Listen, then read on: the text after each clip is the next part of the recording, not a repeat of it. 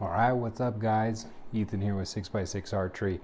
We redid a little bit of the space in the garage here just to make a little bit more room. We've got some awesome stuff we're doing today. I've got the safety glasses, aka my shooting glasses, aka everyday glasses when I break my contacts. We are going to be playing with the VTM 34. We're putting something pretty cool on it. Check this out. What could be in this box? I don't know. Maybe some origin limbs.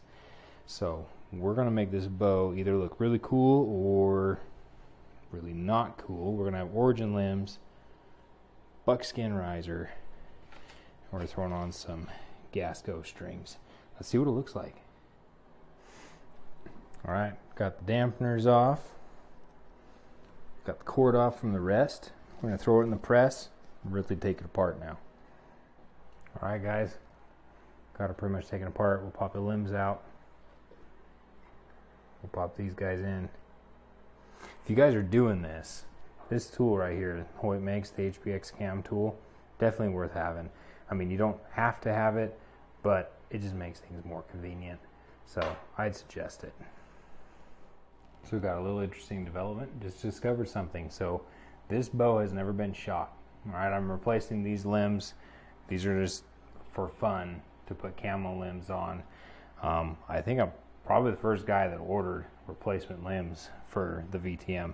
I discovered something. I was taking one of the limbs off, and in the pocket, this is what I found. So if you look closely, this one has been damaged. There were no pieces in the pocket or the cap, so I'm assuming they fell out when it was shipped. I don't know if you guys can see if I can focus that, but that is right there above the number 4. It's cracked and missing pieces, so you can see it better like that. Anyway, so it was meant to be changing these limbs out. Okay, so this is just so you guys can see how I do this. Can't speak for how Hoyt does in the factory, but this is what I've decided to do with their bows. So I take the cap out of the pocket that they put on the end of the limbs, and I put it on the end first with a little bit of grease in there. There's hardly, if any, from the factory, and that may just be their decision, but I like to throw a little in anyway. Not a lot. You don't want too much in there. Obviously, you'll get stuff squeaking and grinding in there if you get too much grease on anything, but so what I'll do then is I just slip it back into the pocket, rock it up, and it'll slip right into that rocker pocket, and I'll put a little dab of grease on there. Well, I'll put it in there as well. Just good old Lucas White lithium grease. Works great. All right, guys. Limbs are on. Let's push her back together. All right, so this was kind of a rough lesson that I learned. Really frustrated, worked on it all night, couldn't get it to work. The reason I couldn't get it to work was I got it all taken apart. You guys saw that, got the new limbs on there, put the cams back in. Everything was going good, but you cannot use a last chance press on the VTM. Probably the Ventum Pro and the VTM, since the cams are all, you know, the HBX and the HBX Pro, they're also similar in size and shape.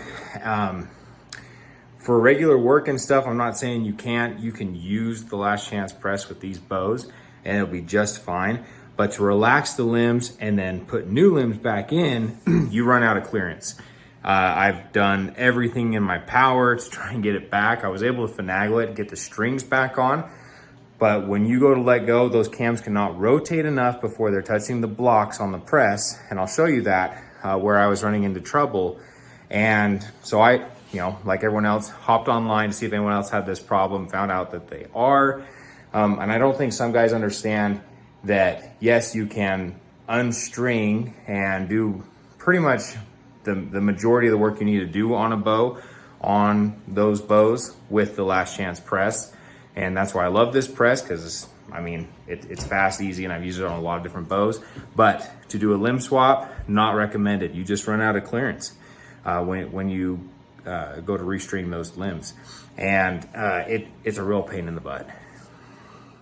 So this is where I was running into issues. you know, you can see here that I put tape on this just to try and soften it up a little bit. But obviously when those cams were trying to rotate, when we were putting pressure back onto the limbs, they were touching here, take the tape off, still touching here on both sides. No matter where these fingers were positioned, back, forward, you know, up. I tried everything I could think of, different combinations of it. At one point I was able to get all the strings back on the bow, but I could not get it out of the press. It was just gonna tear up the cams, and I wasn't gonna do that. So I ended up having to commandeer another press, got it finished and put back together. But that is probably gonna save some of you guys a lot of time with this problem. All right guys, here's the finished product. Got the Origin camo limbs back on there. Got the Gas Ghost strings on there. It's looking pretty sharp, but we did learn a couple valuable lessons. And last but certainly not least, oh yeah. All right guys, so quick little recap, lessons learned. Like I mentioned before, or it'll be at the end of this video, watch your clearance if you're replacing limbs on the Ventum series with a last chance press. You can do all the work you need to with the press, normal work, but relaxing limbs and putting new limbs back in, you are probably not going to be able to do it. If you can, you're very, very fortunate. But in my experience and everyone that I've read and talked to, always run out of space between the cams and that bracket that the pin slides through on your press. You can get the strings on, but you're not getting the bow out. So don't waste your time. Do it on a press with more clearance. The other thing on this bow is where you tie, if you're doing a limb driven rest, if you're tying down to the bottom limb, that space between the cam and the rope, or D-loop, whatever you want to call it, is really, really tight. Tighter than normal, I've noticed. And so I would double check that you're getting that loop as, you know, tight up to that limb as you can to make sure that it's not going to be rubbing on that cam. I've noticed that with this series as well.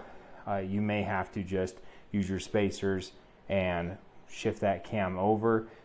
You may be, you know, find the right cord that'll give you, give you the room as well. But it's just something to look out for from what I've seen working on these bows. Apart from that, super excited to shoot this bow, guys. I think it turned out pretty cool. Give you one final look at it.